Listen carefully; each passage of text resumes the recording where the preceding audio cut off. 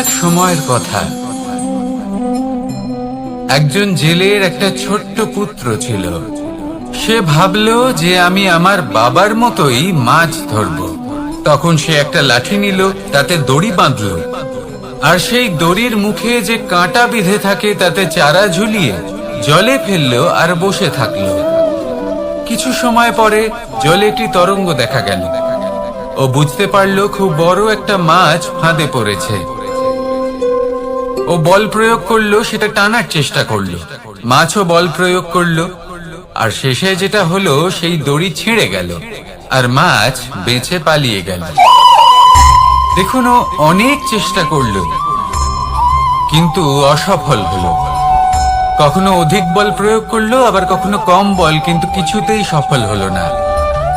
ও পঞ্চমবার প্রচেষ্টা করলো, না বেশি বল প্রয়োগ করলো না কম, ততটাই বল প্রয়োগ করলো যতটা পর্যাপ্ত, ঠিক ততটাই বল যতটা বল সেই মাছ প্রয়োগ করলো। আর শেষ পর্যন্ত জীবনে প্রথমবার ও মাছ ধরতে সফল হলো। এবার এই কথার সারমর্ম কি? ভারসাম্য। এটাই হলো জীবনের সবথেকে বড় নিয়ম। আমাদের সবার জীবনে সমস্যা রয়েছে, কখনো মন দিয়ে ভেবে দেখবেন। জীবনে যদি কোনো ক্ষুদ্র সমস্যা বা ছোট সমস্যা থাকে আর সেটা সমাধান করার জন্য আপনি বেশি চেষ্টা করছেন, তাহলে তার দ্বারা সমাধান হয় না, বরং আরো বিপদ বেড়ে যায়। যখন কোনো বড় সমস্যা থাকে আর আপনি কম চেষ্টা করতে থাকেন, তখন সমাধান হয় না, তা চলতেই থাকে। শুধু এটাই হলো ব্যাপার। জীবনের সমস্ত সমস্যার একটা ভারসাম্য বজায় রাখা, যদি এটা আপনি শিখে ফেলতে পারেন, জীবনটা আপনার হাতের মুঠোয় থাকবে। আসুন আমার সাথে ভালোবেসে বলুন, রাধা রাধা। আপনি কখনো কোনো বাজকে নিজের বাসা বানাতে দেখেছেন? এই বাজ যখনই কোনো বাসা বানায়, তখন উঁচু গাছের ডালে বা কোনো পর্বতের শিখরে বাসা বানায়, অনেক উচ্চতায়। আর সেখানে তার সন্তানও জন্মগ্রহণ করে। যখন এই সন্তানেরা জন্মায়, তখন এই বাজ খুবই ভালোবেসে এবং খুব সাবধানে এদের পালন পোষণ করে।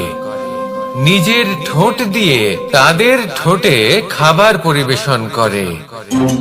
কিন্তু যেই সেই সন্তানেরা হৃষ্টপুষ্ট হয়ে যায় এবং সেই কথা বাজ নিজে বুঝতে পেরে যায়, সেই বাজ নিজেই সেই বাসা ছিন্ন ভিন্ন করে দেয়। সেই সন্তান যাদের সবেমাত্র ডানা গজিয়েছে, কিভাবে উড়তে হয় তারা জানে না, সেই সন্তানগুলিকে উচ্চতা থেকে ঠেলে দেয়। সেই সন্তান প্রথমে ভয়ভীত হয়ে যায়। তারা সামনে মৃত্যুকে দেখতে পেয়ে ভয়ের কারণে তাদের ডানা ঝাপটাতে থাকে। আর সেই প্রক্রিয়াতেই সেই সন্তানগুলি উড়তে শুরু করে দেয়। এবার এই ঘটনায় আমরা কি শিক্ষা পেতে পারি?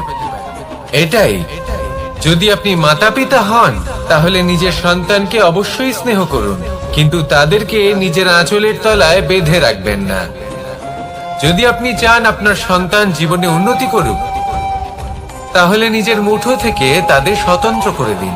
এই সংসারে সংঘর্ষ করতে দিন।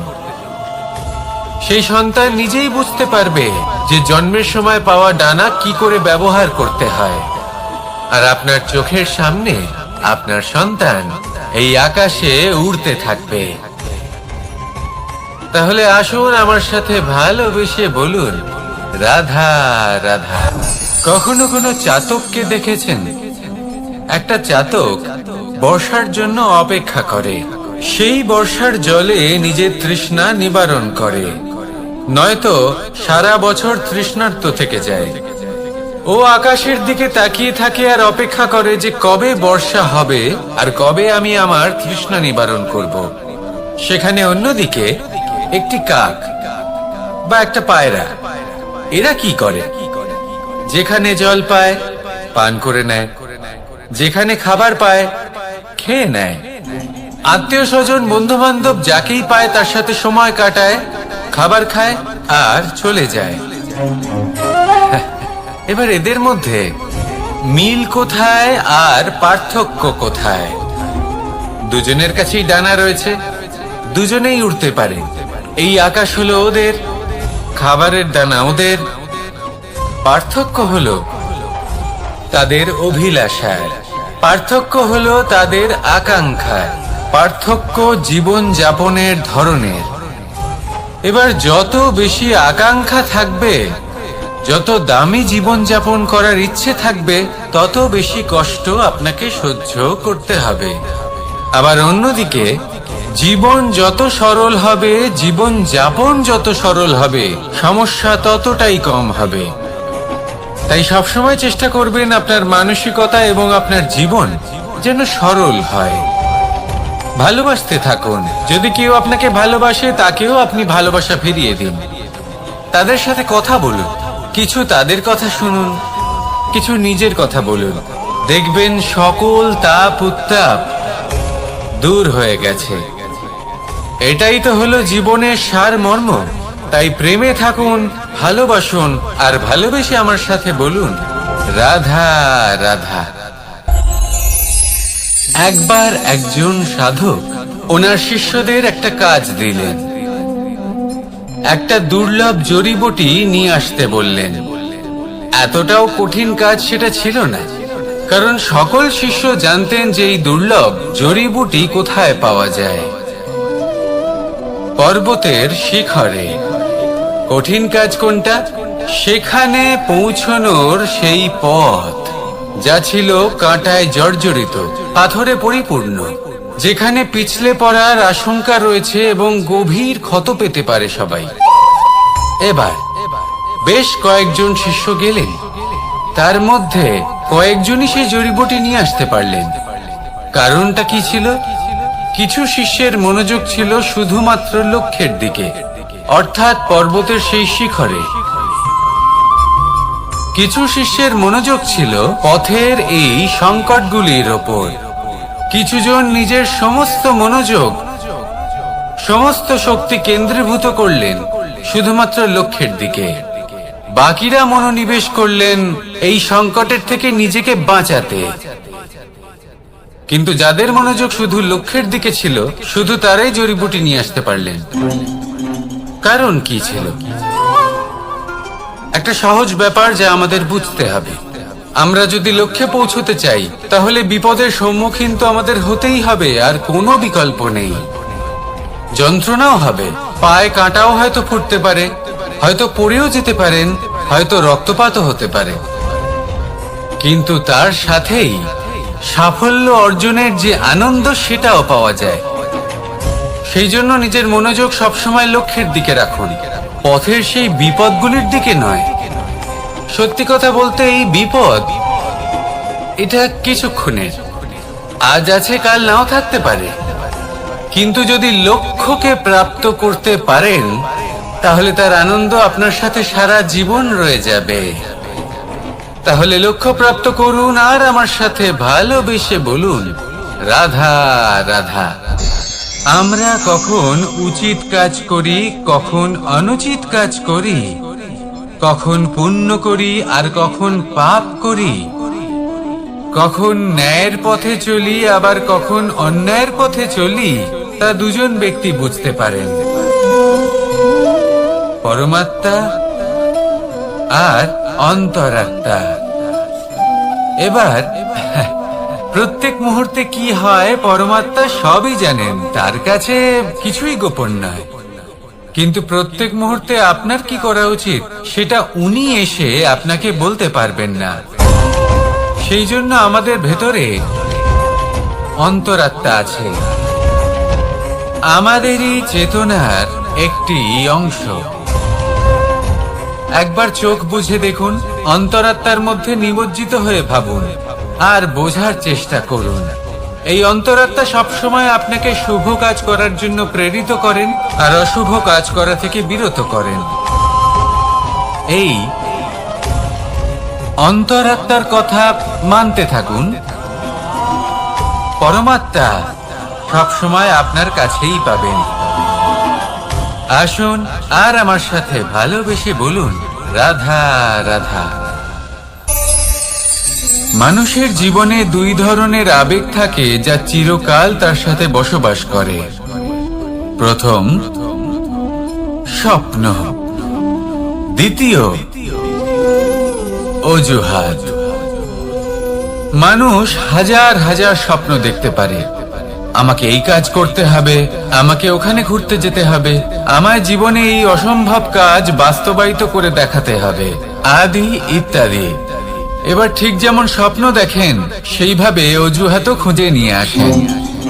আমি এই স্বপ্ন পূরণ করতে পারলাম না, কারণ আমাকে কেউ সাহায্যই করলো না, কারণ আমি দুর্বল হয়ে পড়েছিলাম, কারণ আমার কাছে সময়ই ছিল না, আদি ইত্যাদি। এবার সাফল্য এবং অসফলতার মাঝখানে এই ধরনের সংঘর্ষ হতে থাকে।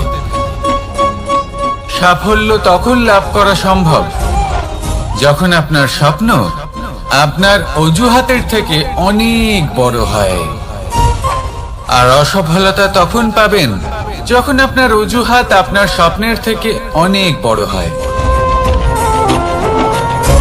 আপনি যদি সাফল্য লাভ করতে চান তাহলে চেষ্টা করতে থাকুন, পরিশ্রম করুন। যদি অসফল হন তাহলে ভয়ভীত হওয়ার কোনো প্রয়োজন নেই। নিজের ভুল বুঝুন, তাকে শুধরে নিন, আবার চেষ্টা করুন। কিন্তু যদি নিজের জীবনে অজুহাত নিয়ে আসেন তখন স্বপ্ন কখনো পূরণ হবে না। আসুন আমার সাথে ভালোবেসে বলুন, রাধা রাধা। এমন কিছু রয়েছে মানুষের মনে, তাদের জীবনে এমন এক আবেগ যা সর্বজন বিদিত, যা সবাই জানেন যে উপস্থিত আছে। সেটাকে আমরা সমস্যা বলে থাকি।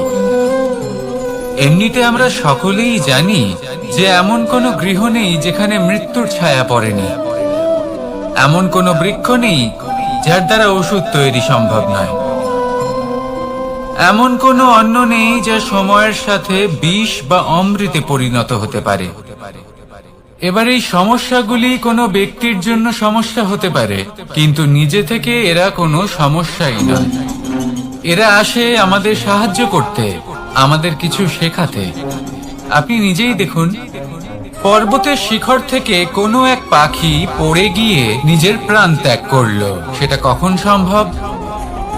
যখন সেই পাখি ওড়ার চেষ্টাই করে না। তখন যখন কোনো ব্যক্তি জলে পড়ে যান এবং ডুবে গিয়ে নিজের প্রাণ হারান, এর সম্ভাবনা কখন বেশি থাকে? যখন সেই ব্যক্তি সাঁতার কাটার চেষ্টাই করেন না। তখন এই সমস্যা প্রত্যেকের জীবনে থাকবেই, কিন্তু এটা মনে রাখা প্রয়োজনীয় যে কোনো সমস্যা পরিস্থিতির কারণে সমস্যা হয়ে ওঠে না। এই পরিস্থিতি যখন আমাদের সামনে আসে আমাদের তা কঠিন মনে হয়, আমরা নতমস্তক হয়ে পড়ি, ভয়ভীত হয়ে পড়ি, তার সম্মুখীন হতে পারি না। তখন তা সমস্যার রূপ নেয়। দৃঢ় হয়ে দাঁড়িয়ে থাকুন সাহসের সাথে, এই পরিস্থিতিগুলির সম্মুখীন হন। দেখবেন সমস্যা কখন সাফল্যে পরিণত হবে আপনি জানতেই পারবেন না। আসুন আমার সাথে ভালোবেসে বলুন, রাধা রাধা। সময় যা সবকিছুকে সমান করে দিতে পারে, যা সব থেকে বেশি শক্তিশালী, সব থেকে বড় সম্পত্তি, সব থেকে বড় শিক্ষক এবং সব থেকে বড় সুযোগ। এই সময় যখন ভালো যায় তখন তা আপনাকে আমিত্বে মত্ত করে তোলে, অহংকারে নিমজ্জিত করে দেয়। আর যখন খারাপ হয় তখন দুঃখের সাগরে নিজের প্রতি ঘৃণাবোধে নিমজ্জিত করে। তাই এই সময় যা এত শক্তিশালী এক সম্পত্তি, এত মহান একটি ধন, তাকে এমনি এমনি নষ্ট হতে দেবেন না। এই সময়ের সাথে কি করবেন, কিভাবে করবেন তা ভাবতে গিয়ে এবং করতে গিয়ে সময় নষ্ট করবেন না। যদি আপনি এই সময় নষ্ট করেন তাহলে সময়ও নিশ্চিত করবে যে আপনার সাথে কি করা উচিত। তাই সময়ের সদ্ব্যবহার করুন আর আমার সাথে ভালোবেসে বলুন, রাধা রাধা। আমরা সকলে শক্তি অনুভব করতে চাই। এবার যদি আপনাকে জিজ্ঞেস করা হয় যে সবথেকে বেশি শক্তির অনুভব কোথা থেকে করা সম্ভব, তখন কেউ কেউ বলবেন পুষ্টিকর আহার গ্রহণ করলে, ব্যায়াম করলে, কেউ বলবেন ধন লাভ করলে, বন্ধুদের থেকে, পরিবারের থেকে, আদি ইত্যাদি। এইভাবে আপনি শক্তির অনুভব অবশ্যই করতে পারেন, কিন্তু সবথেকে বেশি শক্তির অনুভব যদি আপনি করতে চান তাহলে তা পাবেন শুধু একতার দ্বারা, সংগঠনের দ্বারা। যদি আপনাকে উদাহরণ দিই, নিজের এই হাতটাকে দেখুন, 5টা আঙুল রয়েছে। কোনো একটা বস্তুকে নিজের একটা আঙুল দ্বারা তুলে ধরার চেষ্টা করে দেখুন, বড়ই কষ্ট হবে। তখন আপনি বুঝতে পারবেন যখন এই 5টি আঙুল একত্রিত হয় তখন কোনো কাজ কতটা সহজ হতে পারে। এটাই হলো শক্তি, একতার। সব থেকে ভালো উদাহরণ যদি আপনাকে দিই তাহলে বাঁশি। এই বাঁশি থেকে অত্যন্ত মধুর সুর নির্গত হয় যা সবার মন প্রসন্ন করে দেয়। এই কথা সত্যি, কিন্তু এই বাঁশি আমি একটা বা দুটো আঙুল দিয়ে বাজাতে পারবো না। আমাকে প্রত্যেকটা আঙুল ব্যবহার করতেই হবে, তবেই এর থেকে মধুর সুর নির্গত হবে যা সকলকে প্রসন্ন করবে, ঠিক কিনা?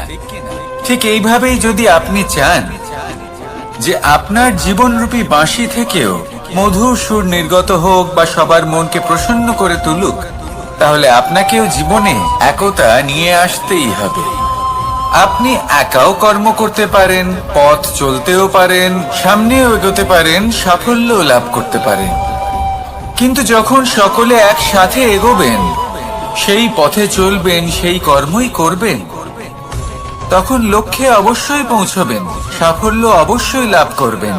কিন্তু সেই সাফল্য এবং তার আনন্দর সংমিশ্রণটাই একটু অন্যরকম হবে। তাই জীবনে ঐক্যবদ্ধ হন, একসাথে মিলে এগোতে থাকুন, আর আমার সাথে ভালোবেসে বলুন, রাধা রাধা। জীবনে 2 ধরনের আবেগ রয়েছে যার কোনো মূল্য নেই। আমার কথার অর্থ এটা নয় যে এদের কোনো গুরুত্ব নেই, গুরুত্ব যথেষ্টই রয়েছে, শুধু এদের জন্য আপনাকে কোনো মূল্য দিতে হয় না। প্রথম আবেগ হলো আনন্দ, প্রসন্নতা। এটা আপনি যে কোনো জায়গায় খুঁজে পেতে পারেন যদি আপনি খুঁজে পেতে চান। আপনি কোনো পুষ্পের সৌন্দর্য দেখে প্রসন্ন হতে পারেন। বায়ুর কারণে যখন একটি বৃক্ষ শিহরিত হয় সেটা দেখে আপনি প্রসন্ন হতে পারেন। একটা ছোট্ট শিশুর কলরব শুনেও আপনি প্রসন্ন হতে পারেন। একটা ক্রন্দনরত বালককে হাসিয়ে আপনি প্রসন্ন হতে পারেন। সবকিছু আপনার উপর নির্ভরশীল। সেখানে আরেকটি আবেগ হলো দুশ্চিন্তা। মানুষ বড়ই দুশ্চিন্তা করতে থাকে। আজ আমি এই কাজ করেছি, সেই বিষয়ে চিন্তা। আজ আমি এই কাজ করতে পারিনি, সেই বিষয়ে চিন্তা। কাল আমাকে এই কাজ করতে হবে, সেই নিয়ে চিন্তা। আমি কি সেই কাজটা করতে পারবো, সেই বিষয়ে দুশ্চিন্তা। চিন্তা সর্বত্র রয়েছে, যার জন্য মূল্য দিতে হয় না। যত চান আপনি একত্রিত করতে পারেন। একটা গুরুত্বপূর্ণ কথা মনে রাখবেন, প্রসন্নতা জীবনের একটা নতুন সূত্রপাত। সেখানে দুশ্চিন্তা হলো জীবনের চিতার সময়। এবার এই দুটি আবেগ হলো মূল্যহীন, দুটোই আপনার সামনে আছে। কোনটা চয়ন করবেন আপনি, দুশ্চিন্তা নাকি প্রসন্নতা? সিদ্ধান্ত আপনারই। আসুন আর আমার সাথে ভালোবেসে বলুন, রাধা রাধা। ধন, সম্পত্তি, এগুলো আসলে কি? এগুলো শুধু সেই মূল্য যার দ্বারা আমরা কোনো কিছু অর্জন করতে পারি। এবার এই ধনের দ্বারা এই সংসারে অনেক কিছু লাভ করা সম্ভব, কিন্তু সেই সবকিছুই শুধুমাত্র ভৌতিক বস্তুই হবে, ভৌতিক সামগ্রী, ভৌতিক সুবিধা।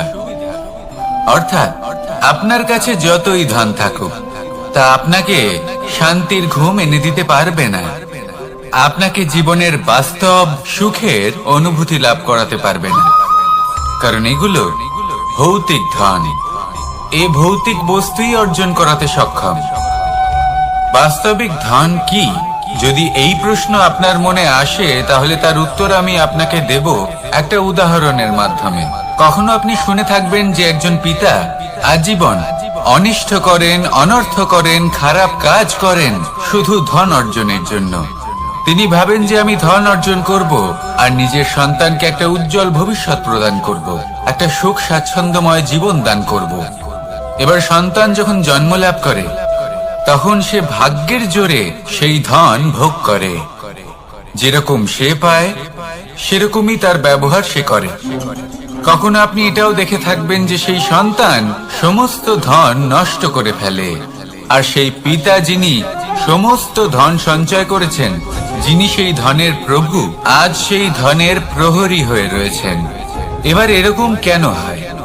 এরকম তখনই হয় যখন সেই পিতা বুঝতেই পারেন না যে তার জীবনের আসল ধন কি। সেই আসল ধন তার সন্তানকে সে দিতেই পারে না। যদি পিতা তার সন্তানকে কর্মের জ্ঞান দিতে পারেন, উচিত কোনটা অনুচিত কোনটা সেই শিক্ষা দিতে পারেন, সংস্কারের প্রকৃত শিক্ষা দিতে পারেন, তবে সেটা ধনের থেকে অনেক বেশি গুরুত্বপূর্ণ। এটাই হলো জীবনের বাস্তব ধন। আপনি সেই কথা তো অবশ্যই শুনে থাকবেন, কুসন্তান হলে ধন সঞ্চয় করে কি হবে, সুসন্তান হলে ধন সঞ্চয় করে কি হবে। সন্তান যদি কুপুত্র হয় তাহলে সব নষ্ট করে ফেলবে, আর সন্তান যদি সুপুত্র হয় তাহলে ধন থাকুক না থাকুক সে নিজেই কর্মের পথে অগ্রসর হয়ে ধন অর্জন করবে আর নিজের জন্য এক উজ্জ্বল ভবিষ্যৎ গড়ে তুলবে। তাই সন্তানকে সম্পদ দেওয়ার আগে কর্মের জ্ঞান দান করুন, সুশিক্ষা দিন, কারণ এটাই হলো জীবনের প্রকৃত ধন। আসুন আর আমার সাথে ভালোবেসে বলুন, রাধা রাধা। কর্ম এবং ফল। মানুষের স্বভাব হলো এটাই যে তিনি নিজের প্রত্যেক পরিশ্রমের প্রতিফল প্রার্থনা করেন। বেশিরভাগ সময় এই ফলাফলের চিন্তা করতে করতে, কল্পনা করতে করতে উনি কর্ম করতে থাকেন যে আমি এই কাজটা করলে এই ফল পাবো। সেই সব কল্পনা করতে থাকেন যা না তার হাতে আছে, না আছে অধিকার আর না আছে নিয়ন্ত্রণ। উনি শুধু নিজের কর্ম করতে পারেন। উনি কি ফল পাবেন তা তার হাতে কখনোই নেই।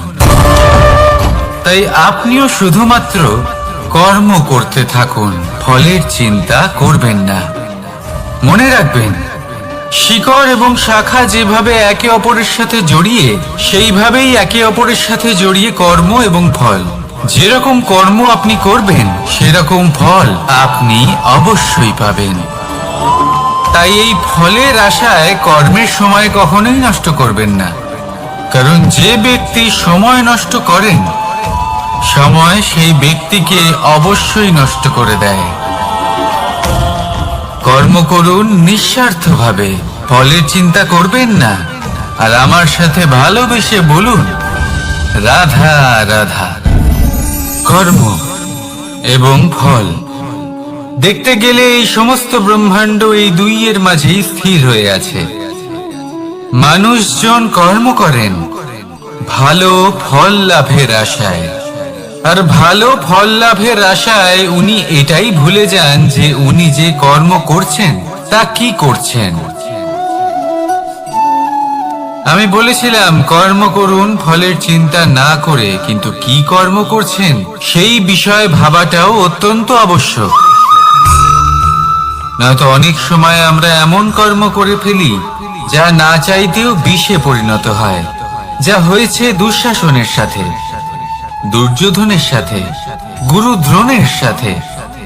একজনের মানসিকতা উচিত ছিল না, একজনের বিবেক উচিত ছিল না, আরেকজন যে পক্ষ নির্বাচন করেছিলেন সেই পক্ষ উচিত ছিল না। আর যা কিছু ওনাদের সাথে হলো, আপনার আমার আমাদের সকলের সাথে তা হতে পারে। আমি বলেছিলাম কর্ম করুন, ফলের চিন্তা করবেন না, কিন্তু এই কর্মের বিষয়ে বিচার করে দেখাটাও ততটাই আবশ্যক। দেখুন, কর্ম করার উচিত প্রক্রিয়া ফলের চিন্তা না করা, কিন্তু যদি আপনার কর্ম শুভ হয় তাহলে তার ফলও নিয়তি আপনাকেই দেবে। সর্বদা কর্ম করার সময় এটা ভাবুন যে আপনার এই কর্ম এই সংসারকে, এই সমাজকে, আপনার পরিবারকে, আপনার আশেপাশের মানুষজনকে কোন দিশায় নিয়ে যাবে। যদি এটা সবার জন্য মঙ্গলময় হয় তাহলে কর্ম করতে থাকুন। আর হ্যাঁ, নিশ্চিত রূপে ফলের চিন্তা করবেন না।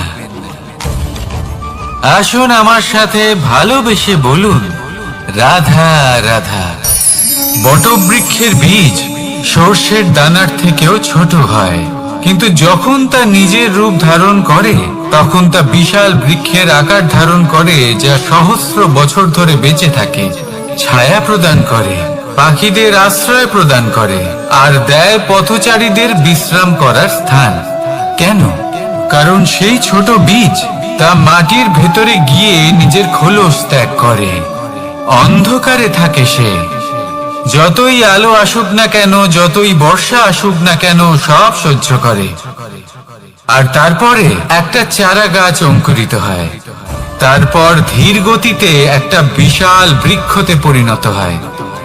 দেখুন, জীবনে কঠিন সময় আসে, এই জন্য নয় যে আপনি হার মেনে নেবেন, এই জন্য আসে যাতে আপনি ভবিষ্যৎ নির্মাণের জন্য নিজেকে তৈরি করতে পারেন। যদি কঠিন সময়ে আপনি ওই বীজের মতো দৃঢ় হয়ে থাকতে পারেন, তাহলে আপনিও একদিন সেই বিশাল বৃক্ষের মতো নিজের অস্তিত্ব গড়ে তুলতে পারবেন, যা সহস্র বছর পর্যন্ত মনে রাখা হবে। আসুন আমার সাথে ভালোবেসে বলুন, রাধা রাধা। এই ব্রহ্মাণ্ড কত বৃহৎ, তাই না? যার সম্মুখে এই পৃথিবীকেও একটা বিন্দুর মতো মনে হয়। আর এই পৃথিবীতে আমরা কে হই, আমাদের আকার কি রকম, আমাদের অস্তিত্বই বা কি? যখন আমরা এভাবে ভাবি তখন মনে হয় আমরা কিছুই নই। তা আমরা যখন কিছুই নই, তাহলে আমরা এত চিন্তা করি কেন? কি ভেবে ভয় পাই? কাকেই বা এত ভয় পাই? কে আমাদের মারতে পারে আর কেই বা আমাদের জন্ম দেবে? আত্মার আসলে না কখনো জন্ম হয় আর না কখনো মৃত্যু। আত্মা শুধুই শরীর বদল করে। আপনি, আমি, আমরা সকলে এই শরীর নয়, আমরা হলাম আত্মা, যা হলো পরম আত্মার পরম অঙ্গ। সেই জন্য মনে রাখবেন, বাইরের কোথাও দেখবেন না, নিজের অন্তরের গভীরে গিয়ে দেখুন, আত্মাকে উপলব্ধি করতে শিখুন। ক্লেশ, ভয়, চিন্তা, এই সব কিছুর থেকে নিজেকে দূরে রাখুন, তাহলেই উপলব্ধি করতে পারবেন পরমাত্মা কে। তাহলে আসুন আমার সাথে ভালোবেসে বলুন, রাধা রাধা। পরিবর্তন এই সংসারের শাশ্বত নিয়ম। কোন রাজা নেই যিনি চিরকাল রাজা থাকেন, কোন ধনী ব্যক্তি নেই যিনি চিরকাল ধনী থাকবেন। এই সংসারে সূর্যের স্থান নেওয়ার জন্য চন্দ্রিমার আগমন ঘটে। কোন স্থান যাকে পতিত বলা হয়েছিল, সেখানে মহল তৈরি হয়েছে। কোন স্থান যাকে আজ মলিন বলা হয়েছে, কাল সেখানে মন্দিরও স্থাপন হতে পারে। কোন ঋতু চিরকালের জন্য থাকে না, কখনো সময় চিরকাল একরকম থাকে না। আজ যা আপনার কাছে রয়েছে, কাল অন্য কারোর ছিল। আজ যে আপনার কাছে রয়েছে, কাল তা অন্য কারোর কাছে চলে যাবে। আপনার সাথে কিছু থাকলে তা হলো আপনার কর্ম, কিন্তু সেই কর্মের পরিণামও আপনার নয়। আপনি শুধু কর্ম করুন, বাকি সবকিছুই পরিবর্তনশীল। কিন্তু সেই পরিবর্তনকে দেখে ভয় পাওয়ার প্রয়োজন নেই, তাকে স্বাগত জানান। যদি আপনি হাসি মুখে সেই পরিবর্তনকে স্বাগত জানান, তাহলে এই পরিবর্তনও হাসি মুখে আপনার সাথে থাকবে। আসুন আমার সাথে ভালোবেসে বলুন, রাধা রাধা। সঞ্চয়। মানুষের যখন থেকে বোধ বুদ্ধি হয়, সঞ্চয় করতে আরম্ভ করে দেন। সঞ্চয় করতে থাকেন ভোজনের, সঞ্চয় অর্থে, সঞ্চয় শক্তির। নিজের জন্য করেন, নিজের পরিবারের জন্য করেন, নিজের স্ত্রীর জন্য করেন, সন্তানের জন্য করেন, সন্তানের সন্তানের জন্যও সঞ্চয় করেন। সঞ্চয় করার জন্য ওনার কাছে অনেক কারণ রয়েছে, কারণ উনি এটা ভাবেন যে এই সঞ্চিত শক্তির জন্য কেউ ওনার কোনো ক্ষতি করতে পারবে না। মানুষ ভুলে যান একটা গুরুত্বপূর্ণ কথা, এই সত্য, উনি এই সংসারে খালি হাতেই এসেছিলেন, আর এখান থেকে ওনাকে খালি হাতেই যেতে হবে। যা এখানকার তা এখানেই থেকে যাবে। আর যদি কিছু ওনার সাথে যায় তা হলো ওনার কর্ম, আর কিচ্ছু নয়। তাই যদি কিছু অর্জন করতে চান তাহলে শুভ কর্ম অর্জন করুন, আত্মশক্তি অর্জন করুন, কারণ পরলোকে এটাই হবে আপনার সম্পত্তি। তাহলে কি এটা আপনি অর্জন করতে চান না? আসুন আর আমার সাথে ভালোবেসে বলুন, রাধা রাধা। সদিচ্ছা। দেখতে গেলে 3 অক্ষরে তৈরি এই শব্দ, কিন্তু সমস্ত ত্রিলোক তার উপরেই আধারিত। আপনি এই সংসারে এসেছেন, তখন অবশ্যই শ্বাস নেবেন, কিন্তু তার বদলে আপনাকে কিছু তো দিতেই হবে। আপনার উপর নির্ভর করছে আপনি কি দেবেন। কি দেবেন এই সংসারকে, এই সমাজকে, নিজের পরিবারকে, আর তার বদলে কি নেবেন? যশ নাকি অপযশ? দেখুন, এক ছিল রাবণ, যে কিনা সমুদ্র পার করলো সীতাকে অপহরণ করার জন্য, আর এক ছিলেন রামচন্দ্র, যিনি সমুদ্র পার করেছিলেন, সেতু বানিয়ে গিয়েছিলেন সীতাকে ফিরিয়ে নিয়ে আসার জন্য। দুজনেই সমুদ্র পার করেছিলেন, শুধু পার্থক্য ছিল সদিচ্ছাকে বোঝার লক্ষ্যের।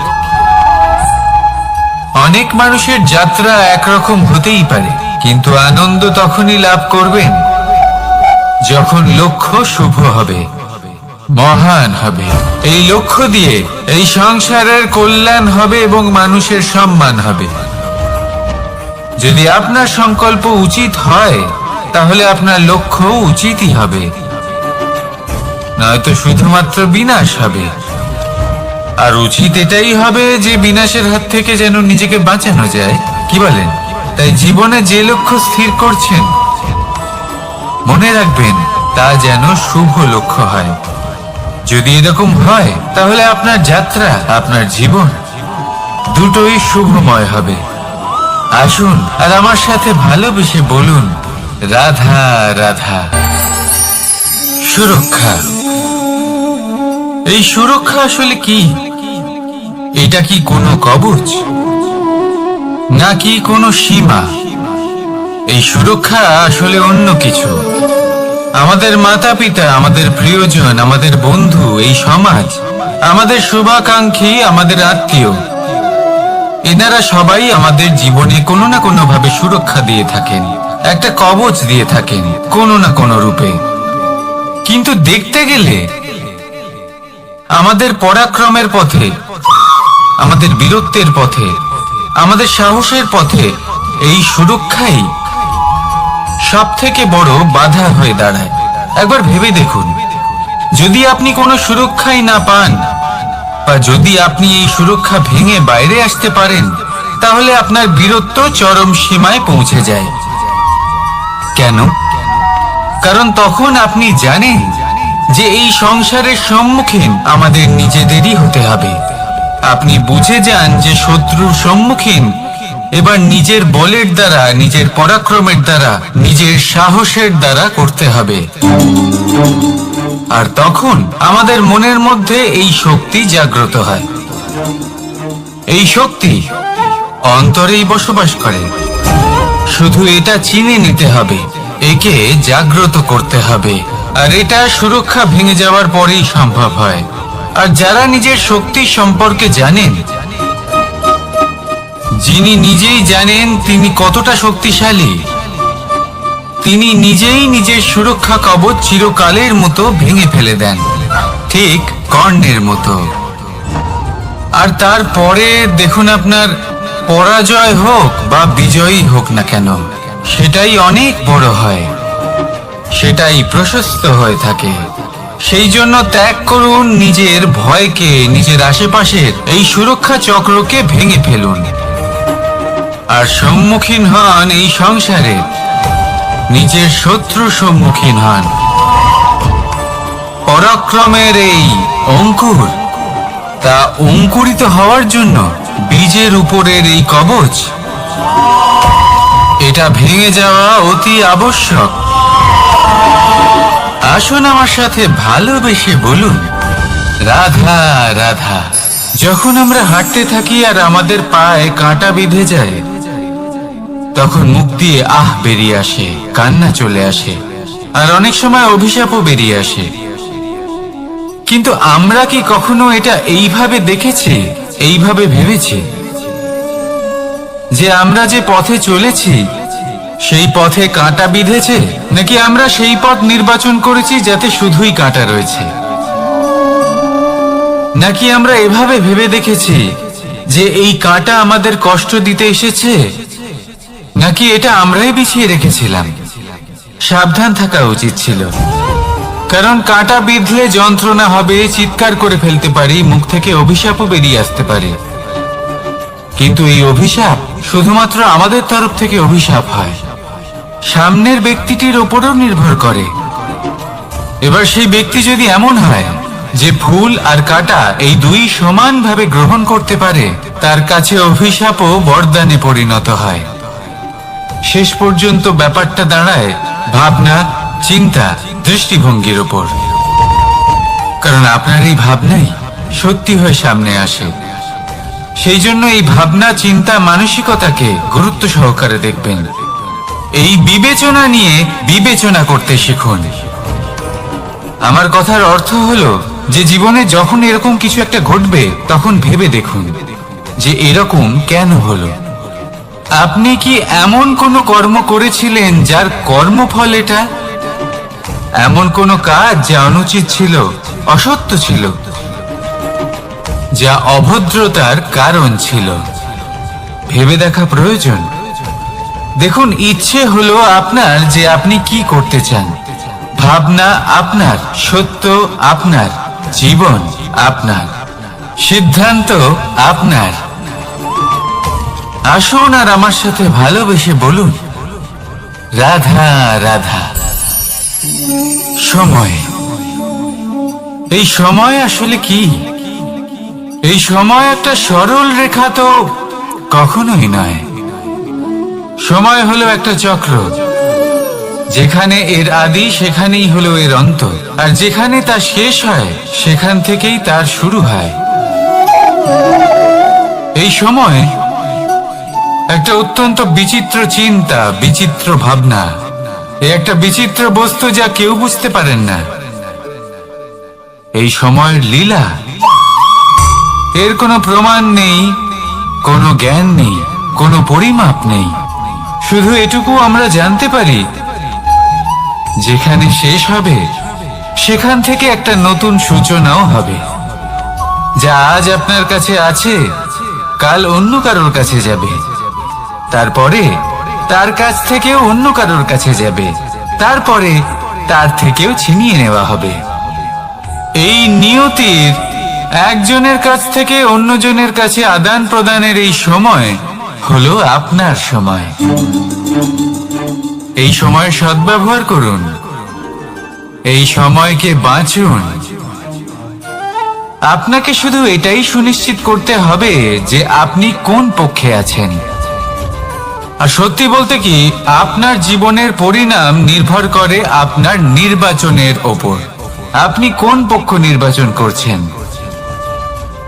তাহলে মনে রাখবেন, জীবনে সেই পক্ষই নির্বাচন করবেন যা চয়ন করার পরে আপনি সুখ অনুভব করবেন, আপনি সন্তোষ লাভ করবেন, প্রসন্নতা লাভ করবেন। আর আমি এটাই সুনিশ্চিত করব যে এই পক্ষ যেন শান্তির পক্ষ হয়, এই পক্ষই যেন প্রেমের পক্ষ হয়। তাহলে চিন্তা করবেন না, আর আসুন আমার সাথে ভালোবেসে বলুন, রাধা রাধা।